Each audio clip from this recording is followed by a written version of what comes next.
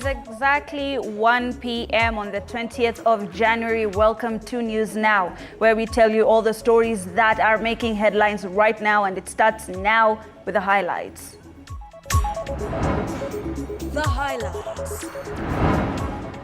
Na nimeona it is high time kama mama tuweze kusemezana na wasichana wetu.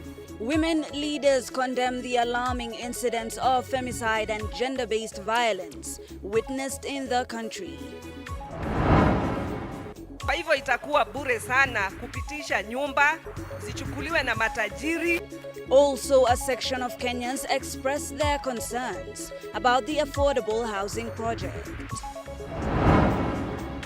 And NUT officials in West Pokot criticize unfair expulsion of teachers from schools based on poor performance in national exams. Welcome once again to TV47's News Now. My name is Hibak Said. To start us off, women leaders in Kilifi County have strongly condemned the alarming incidents of femicide and gender-based violence witnessed in the country. Led by Kilifi Deputy Governor Flora Chibule, the leaders highlighted the concerning rise in femicide cases attributed to intimate partner violence. They have urged security agencies at the national level to bolster the protection of women. Additionally, the leaders called on parents and religious figures to play a pivotal role in guiding the behavior of their daughters. These remarks come in the wake of a disturbing trend where young women under the age of 30 have been brutally murdered by individuals believed to be their romantic partners. Nimeangalia ya kwamba wasichana wetu lazima tuangazie. Nataka kusema ya kwamba nimeangalia kwa kina yale ambayo yanatendeka ndani ya nchi, katika kaunti jirani na hata hapa ndani ya kaunti yetu ya Kilifi. Na nimeona it is high time kama mama tuweze kusemezana na wasichana wetu. We need medicine, we don't need money to talk to people against gender-based violence. Like we need buildings and roads, we don't need people singing about gender-based violence. But gender-based violence is fatal. People are dying. People are getting to be disabled because of gender-based violence. Gender-based violence. This is how it happens. Someone who has been hurt will end up hurting others. So it becomes a chain or a circle of trauma. How we are going to end this is by helping our sisters, brothers, girls, boys, women, elderly to raise their voices because some of them cannot express themselves. Right, from Kilifi County to Embu County, where a section of residents have expressed their concerns about the affordable housing scheme, saying the project might be taken over by the wealthy despite their overall approval of the initiative. Speaking during a public participation forum organized by the Parliamentary Housing Committee in Ruiru Sub-County, locals emphasized the need for the government to implement measures ensuring that medium and low-income earners are given priority in the scheme. Now, during the forum, Ruiru Member of Parliament Simon Kingara and his Sirisia counterpart John Waluche acknowledged the potential benefits of the initiative for the entire country. However, they cautioned that without careful supervision, the houses could end up being sold to the highest bidders. Hizo nyumba zitaisha, tuone wengi wenye ambao watapak pale ni wenye magari na hawa mahustlers hawana nyumba. Kwa hivyo itakuwa bure sana kupitisha nyumba zichukuliwe na matajiri, tulipa na saizi bado tunakaa kwa nyumba zao, tunaendelea kuwalipa. Lakini kwa sababu mimi kama kijana pengine najihisi kidogo vijana kidogo, unajua kwa umri wetu tunaweza omba hizo prices ziweze kuangaliwa, vijana, akina mama na pengine walio walemavu. Wakati ambapo tunaenda kuangalia zile nyumba, zile prices we can be considered. Kwa vitu ni zetu, lakini ikifika katika hali ya kugawa, tunapata nyinyi ndio mnachukua nafasi ya kwanza. So tunaomba kama wananchi ya kwamba tafadhali kujeni na system mzuri ili hawa mama boga na hawa hustlers at least wa occupy hizo nyumba. You are very lucky. Fanya bidii hiyo mnafanyanga, hata kama ni miangapi muweke mchukue manyumba. Wakati tumejenga hizi manyumba, tumechukua zaidi ya familia 2,000 kama vile umeelezea. Ukweli ni kwamba hizo familia zitakuwa na watoto. Hao watoto watahitaji elimu, kwa hivyo wanahitaji shule. Tushikane na MCA ndio tuambie governor, wakati approval za nyumba zinaletwa, anapitisha within 2 days. Si ndio? Anapitisha tu haraka ndio kujengwe manyumba watu wafanye kazi. And we move to Kitui County, where Musovo residents in Mwingi have appealed to the county government, specifically through the Health Ministry, to intervene and activate the Musovo dispensary. Now, the locals revealed that the health facility was constructed in 2010 during David Musila's tenure as the Member of Parliament for Mwingi South. In their plea, Pauline Mudhui, the village administrator, highlighted the hardship faced by residents who currently have to walk over 15 kilometers to access medical treatment at Ukasi Dispensary. She emphasized the challenges, particularly for pregnant women who undertake the risky journey, putting both their lives and those of their unborn children in jeopardy. Now, the community is urgently urging the county government to take prompt action to alleviate the difficulties faced by the locals.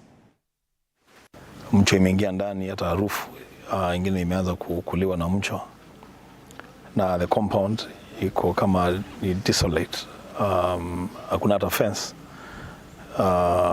Hata ile kiwanja nimeambiwa walikuwa wamepewa na mwenye alikuwa anauzia, alikuwa amepatia sehemu kubwa, lakini sasa ame reduce kidogo, imekuwa ni ndogo.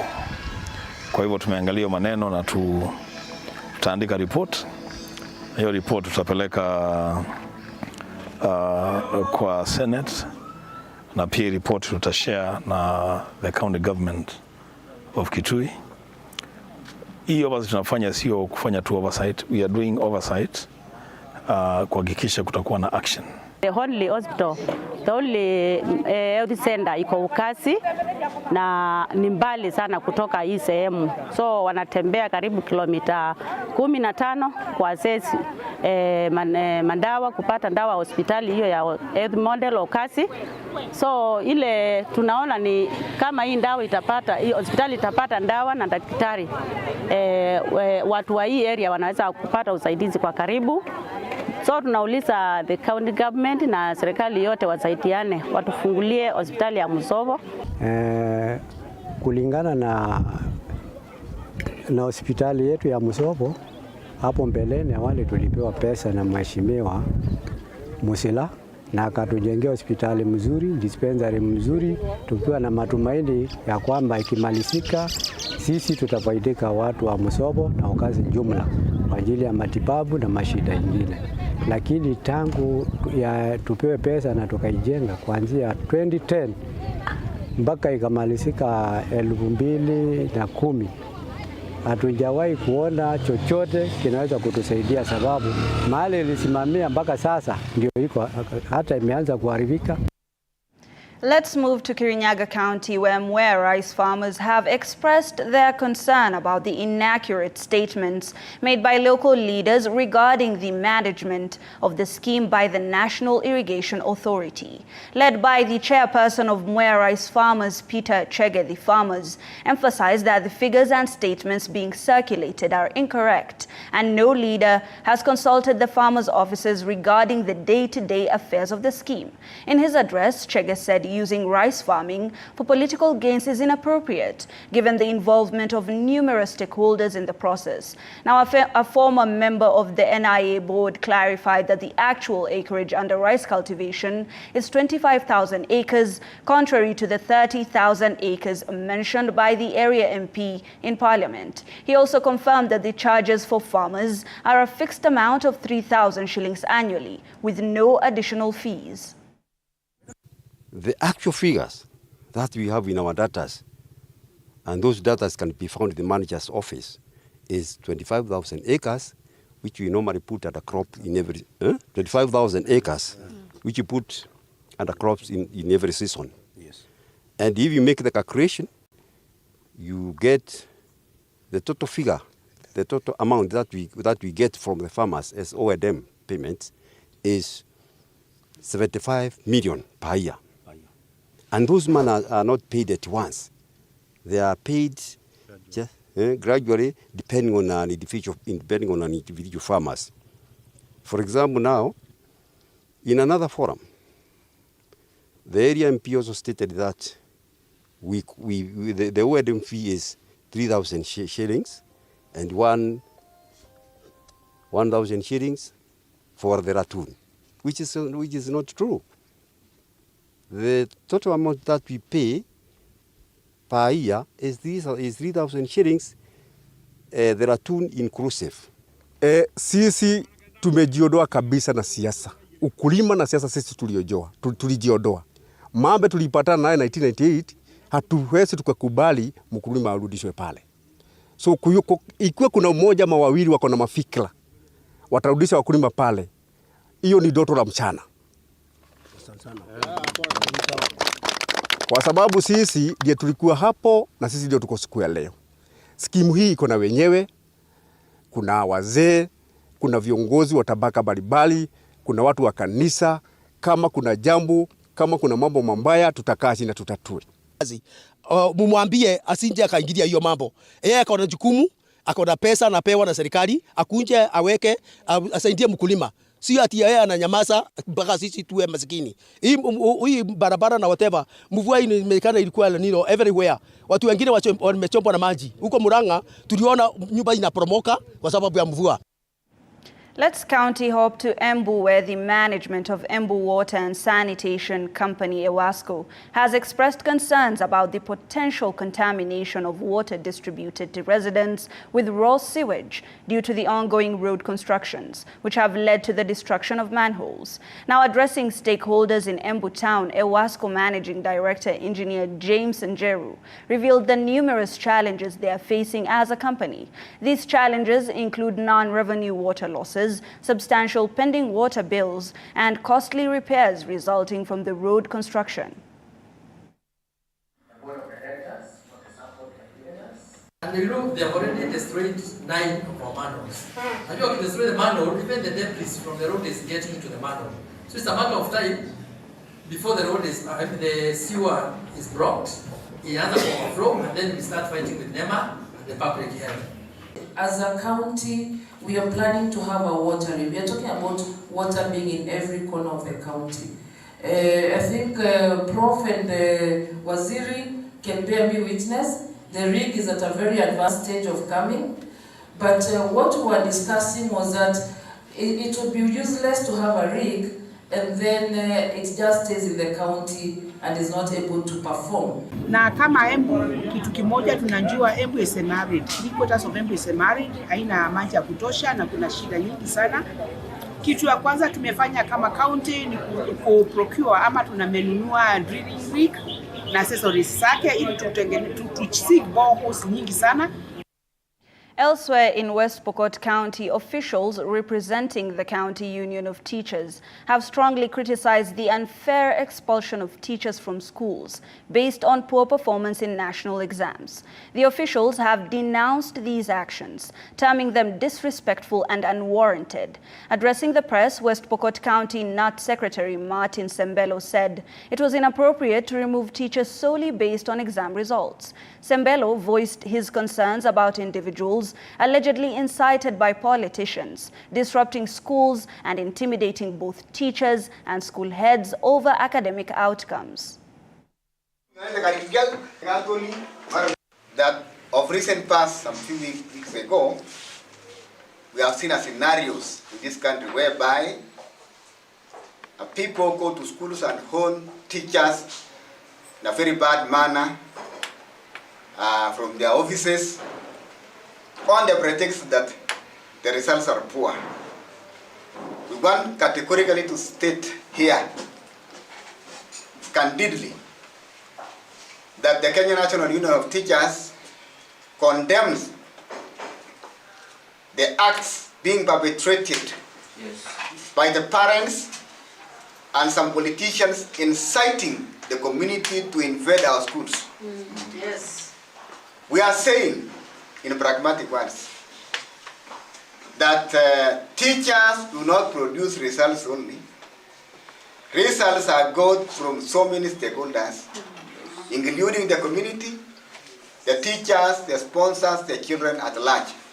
Yes. We want also to condemn some sponsors, I'm not saying all of them, but some sponsors are interfering with the running of our institutions. We have this particular issue of saying, sponsors coming out to say that so and so are not from my church, so and so are not from my denominations. We want to state as a Kenya National Union of Teachers, teachers are employed by the Teacher Service Commission to teach every school in Kenya where she or he is qualified to teach. And as we continue to traverse the 47 counties, we go to Narok, where Nkareta Secondary School Principal George Kulo has raised concerns about the inadequate road network in Naro County, saying this has caused numerous delays in Form 1 admission.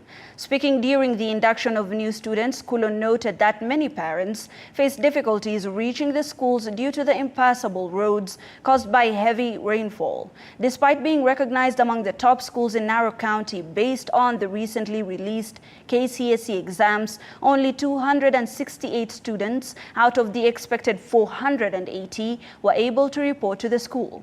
Now, Kulo added that the administration, or rather the admission process, will be extended into the weekend due to challenges with the road network leading to the school. That we have currently that has affected us in the reporting is our roads. The road from the junction, Tarmac Road, we are about 17 kilometers from that road. But this road right now, you can spend even 3 hours. From here to that place, you can even spend 3 hours. And most of the parents have been coming here 2 days. They spend along the road. They look for the neighbors around. The community around is very friendly. They only need to know who is there, and then they go there, they sleep, and then the following day, they come and they bring their student. So you're asking maybe the government, the people involved, so that they can put up that road, because if a child becomes sick right now, we might have a very big challenge to take that child to hospital because of the road. The road network is not good, and also the facility that we have from here, it is about 7 kilometers.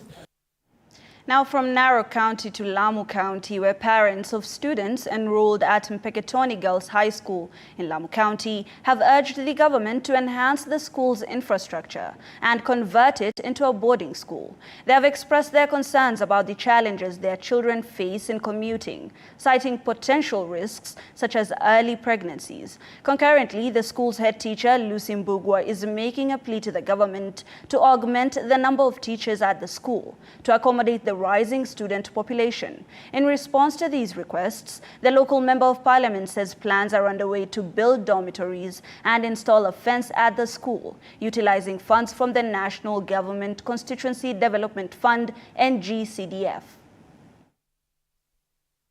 Kutokana na environment ama mazingira, kwa mtoto wa kike si mzuri sana hivyo akiwa atakuwa anatembea kila siku na baisikeli.